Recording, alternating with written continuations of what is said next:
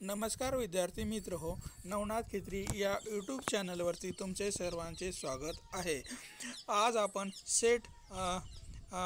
September 2021 मध्ये झालेल्या set परीक्षेचा पेपर क्रमांक 1 चे विश्लेषण बघणार आहोत।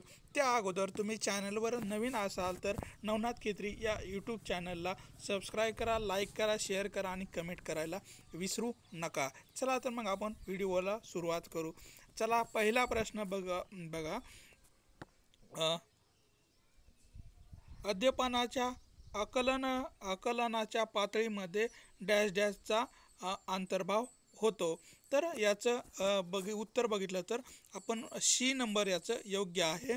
म्हणजेच की स्मरण आणि मर्मदृष्टी हे अध्यापनाच्या पातळ्यामध्ये येत असतं।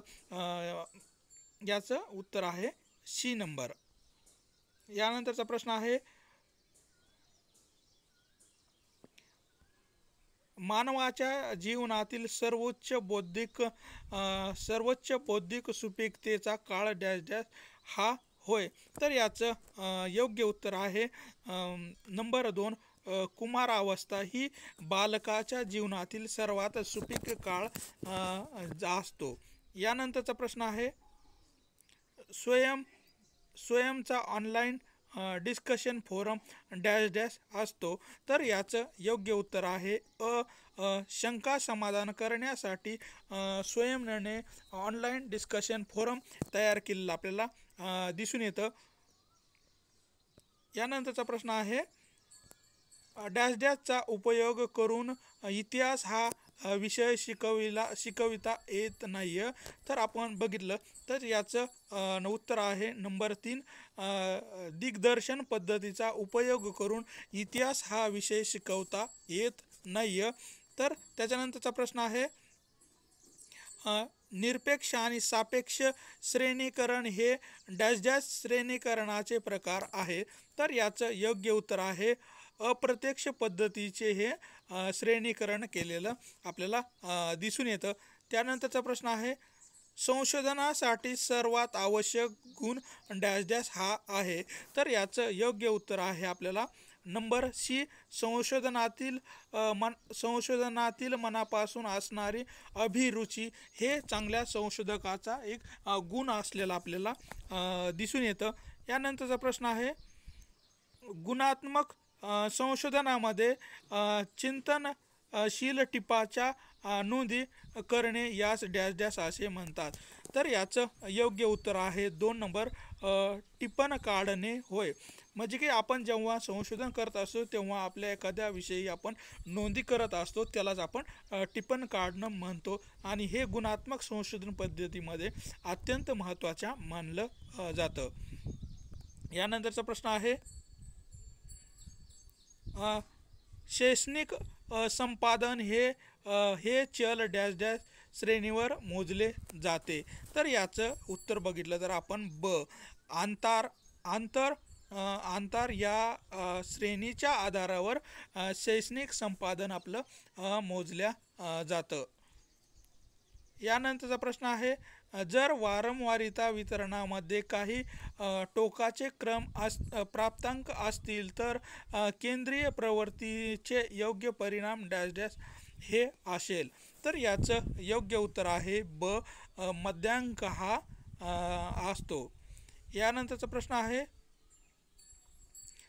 संशोधन लेखन रिसर्च पेपर डॅश डॅशवर आधारित असतात। तर याचं योग्य उत्तर आहे सी नंबर 1 आणि 3, म्हणजे की रिसर्च पेपर हे प्राथमिक माहिती आणि द्वितीय माहिती या दोन्ही पद्धतीच्या आधारावर आपण रिसर्च पेपर तयार करू शकतो किंवा लिहू शकतो। यानंतरचा प्रश्न आहे, न्यूकोबच्या मते संप्रेषण चक्रामध्ये डॅश डॅश हा प्रकार महत्त्वाचा घटक नसतो। तर न्यूकोबच्या मते संप्रेषण चक्रामध्ये डॅश डॅश हा फार महत्त्वाचा घटक नसतो। तर याचं योग्य उत्तर आहे सी, माध्यम हा घटक महत्त्वाचा असलेला दिसून येतो संप्रेषणामध्ये। यानंतरचा प्रश्न आहे, संप्रेषण प्रभावी होण्यासाठी खालीलपैकी कोणता घटक सर्वात महत्त्वपूर्ण असतो? तर याचं योग्य उत्तर आहे त्वरित प्रत्याभरण, म्हणजे की त्वरित उत्तर देणे हे चांगलं संप्रेषण किंवा चांगली आंतरक्रिया होण्यासाठी अत्यंत महत्त्वाचं असतं. म्हणजे की एखाद्यानं आपल्याला प्रश्न विचारला की आपण लगेच उत्तर देणं म्हणजेच त्वरित प्रत्याभरण करणे हे चांगल्या संप्रेषणासाठी आवश्यक असतं. यानंतरचा प्रश्न आहे, कारखान्यातील पर्यवेक्षकाने कामगारांना आज्ञा केली व ती कामगारांनी पाळली, हे संप्रेषण डॅश डॅश प्रकारचे असते? तर याचं योग्य उत्तर आहे अनुलभ. म्हणजे की मालकाने आज्ञा दिली आणि कामगाराने ती पाळली तर त्यालाच आपण ते संप्रेषण जो असतं त्यालाच अनुलभ असे म्हणतात. यानंतरचा प्रश्न आहे, ग्राहकाचे अनावधान हे डॅश डॅशवर आधारित डॅश डॅशवर परिणाम करू शकते? याचं योग्य उत्तर आहे ड. संप्रेषणाची परिणामकारकता यावर ग्राहकाचे अनावधान हे परिणाम करत असतात. यानंतरचा प्रश्न आहे, दूरदर्शन वाहिन्यावरील कार्यक्रम काही वेळा समाजाला चुकीच्या दिशेने नेतात, कारण डॅश डॅश आहे? तर याचं योग्य कारण आहे नंबर डी. प्रेक्षक व ग्राहक यांच्या अवबोधनातील फरक झाल्यामुळं हे दूरदर्शन वाहिन्यावरील कार्यक्रमाचा आपल्याला चुकीचा संदेश जाताना दिसून येतो. यानंतरचा प्रश्न आहे, एका प्रामाणिक व्यक्तीने चुकून दोन व्यक्तींना त्याच्या पर्समधील असलेले सर्व रक्कम प्रत्येकाला देण्याचे कबूल केले. कोणत्या परिस्थितीत किंवा काय केल्याने त्याने दिलेली वचन तो पाळू शकतो? तर याचं योग्य उत्तर आहे 1 नंबर. पर्समध्ये काहीच रक्कम नसताना त्याने दिलेली जे काही आश्वासन आहे तो ते पाळू शकतो. यानंतर प्रश्न आहे, पुढील संकल्पना अर्थपूर्ण तार्किक पद्धतीने योग्य क्रम दर्शविणाऱ्या पद्धतीने मांडा. पुढील काही संकल्पना दिलेल्या आहेत त्याचं आपल्याला तार्किक पद्धतीने त्याचं आकलन करून लिहायचं आहे. तर याचं योग्य उत्तर आहे नंबर 2 ब. म्हणजे की लोकसंख्या वाढली की ऑटोमॅटिक बेरोजगारी येते आणि बेरोजगारी झाल्यामुळं काय होतं, व्यक्ती हा दारिद्र्यामध्ये जातो आणि दारिद्र्यामध्ये गेल्यामुळं काय होतं, तो आजारी पडतो आणि आजारी पडल्यानंतर तो काय होतो, मृत्युमुखी पावतो. म्हणजे की ब नंबर आपल्याला बरोबर आहे. यानंतरचा प्रश्न आहे, जर एका संकेताच्या आधारे QTXL चे रूपांतर OPTG असे होत असेल तर त्याच संकेताच्या आधारे GKN चे रूपांतर काय होईल? तर याचं जे काही उत्तर आहे, हे जे काही ऑप्शन दिलेले आहेत त्यापैकी एकही बरोबर आपल्याला दिसून येत नाही.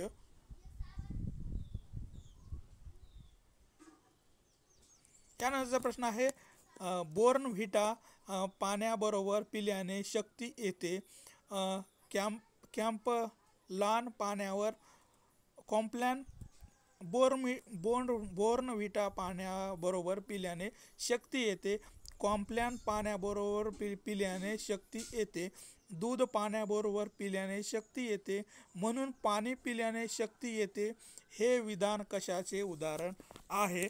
तर याचं योग्य उत्तर आहे 2 हेवाभास. हा हेवाभासचे हे उदाहरण आहे. खालील विधानाच्या आधारे पुढीलपैकी कोणते निष्कर्ष उचित आहे? तर याचं बघितलं, पहिलं विधान आहे सर्व पक्षी पांढरे आहेत. 2 नंबर विधान, सर्व पोपट पक्षी आहेत. आता ह्या 2 विधानाच्या आधारे काही निष्कर्ष दिलेले आहेत. निष्कर्ष 1, काही पक्षी पांढरे आहेत, काही पोपट पांढरे आहेत, सर्व पोपट हिरवे आहेत. काही पक्षी पांढरे आहेत. तर याच्यावरून आपल्याला काही निष्कर्ष किंवा संकेत काढायचा आहे. तर याचं योग्य उत्तर आहे आपल्याला ए नंबर.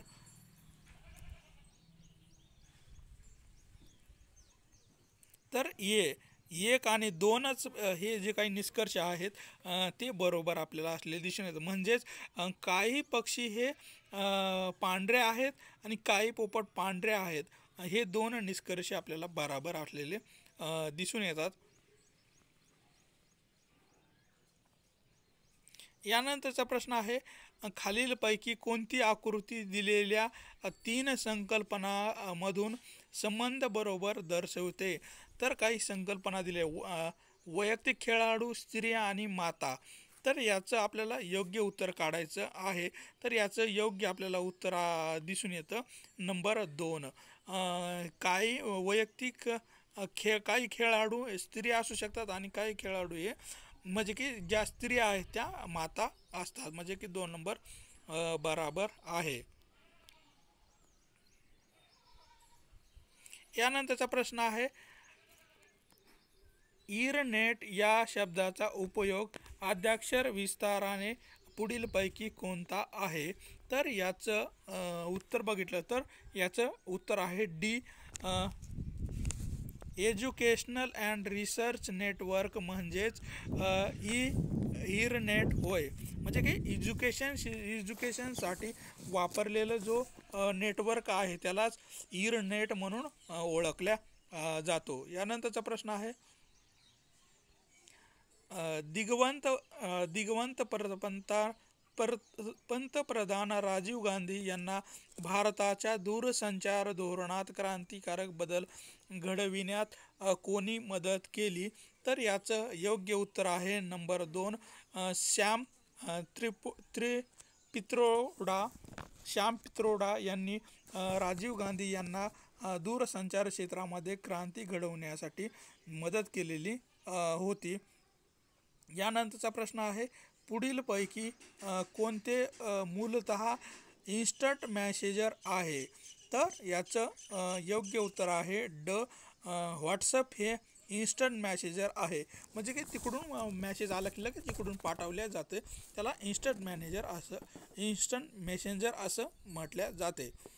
यानंतरचा प्रश्न आहे,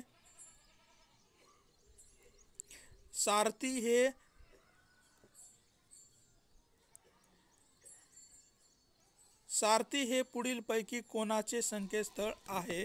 तर याचं योग्य उत्तर आहे सी, रस्ते वाहतूक आणि महामार्ग परिवहन मंत्रालयाचं सारथी हे संकेतस्थळ आहे. त्याला आपण वेबसाईट असं म्हणतो. यानंतरचा प्रश्न आहे, भारतातील उच्च शिक्षण क्षेत्रातील डिजिटल पुढाकार योजनेच्या संदर्भामध्ये BYOD हे म्हणजेच डॅश डॅश होय. तर याचं योग्य उत्तर आहे number C, bring your own device. BYODचं बिग युजर ओन डिव्हाइस म्हणून ओळखल्या जातो. यानंतरचा प्रश्न आहे, पाण्यामध्ये इकोली COLI असणे म्हणजेच पाणी ई डॅश डॅश मुळे दूषित असण्याचे दर्शक आहे. तर याचं योग्य उत्तर आहे अ, मलमूत्र. पाण्यामध्ये मलमूत्र मुळे दूषित असण्याचे दर्शक दाखवल्या जाते. यानंतरचा प्रश्न आहे, नागरी वस्तीसाठी दिवसा ध्वनी तीव्रतेच्या पातळीचे जास्तीत जास्त प्रमाण पुढील प्रमाण आहे. तर याचं योग्य उत्तर आहे ब, 55 डेसिबल ध्वनी प्रदूषण असणं आवश्यक आहे. त्यापेक्षा जास्त असता कामा नये. यानंतरचा प्रश्न आहे, घातक कचरा सीमापार चळवळीचा नियमन व नियंत्रण करणाऱ्या परिषदेला डॅश डॅश म्हणून ओळखल्या जाते. तर याचं योग्य उत्तर आहे बेशल परिषद म्हणून ओळखल्या जातं. घातक कचरा सीमापार चळवळीला नियमन व नियंत्रण करणाऱ्या परिषदेला बेशल परिषद म्हणून ओळखल्या जाते. यानंतरचा प्रश्न आहे, भारतामध्ये प्रदूषण टाळण्यासाठी व नियंत्रण करण्यासाठी असंख्य कायदे आहेत. यापैकी पुढील कायदा बहुव्यापी एकछत्री कायदा म्हणून ओळखला जातो. तर याचं योग्य उत्तर आहे पर्यावरण संरक्षण कायदा हा बहुव्यापी एकछत्री कायदा म्हणून ओळखला जातो. यानंतरचा प्रश्न आहे, सामाजिक आणि आर्थिक विकासासाठी युनायटेड नेशनने शाश्वत विकासासाठी किती ध्येय ठरविली आहेत? तर याचं योग्य उत्तर आहे 17 ध्येय युनायटेड नेशनने शाश्वत विकासासाठी 17 ध्येय ठरवून दिलेली आहेत. यानंतरचा प्रश्न आहे, खालीलपैकी कोणते विद्यापीठ वैदिक कालखंडामध्ये लष्करी शिक्षणाचे केंद्र होते? तर याचं योग्य उत्तर आहे तक्षशिला हे विद्यापीठ लष्करी शिक्षणाचे केंद्र म्हणून ओळखल्या जात होते. यानंतरचा प्रश्न आहे, PhD पदवीसाठी किमान कालावधी 2 वर्षाचा असावा व प्रबंधाबरोबर तोंडी परीक्षा असावी ही शिफारस डॅश डॅश आयोगाने केली होती. तर याचं योग्य उत्तर आहे राधाकृष्णन आयोगाने PhD साठी 2 वर्षाचा कालावधी व तोंडी परीक्षा असावी ही शिफारस राधाकृष्णन आयोगाने केलेली होती. यानंतरचा प्रश्न आहे, शिक्षक शिक्षण हे डॅश डॅश होय?